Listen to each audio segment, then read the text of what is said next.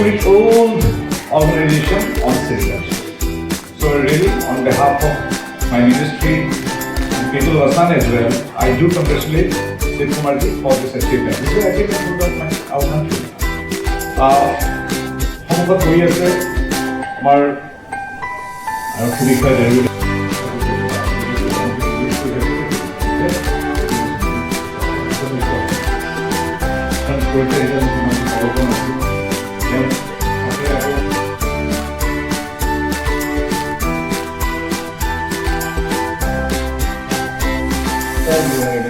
textile industry এইটো কাৰণে মই আদৰণি জনাইছোঁ কাৰণ আপোনালোকক মই এটা কথা জনাওঁ যে ভাৰতবৰ্ষত কৃষিৰ পিছত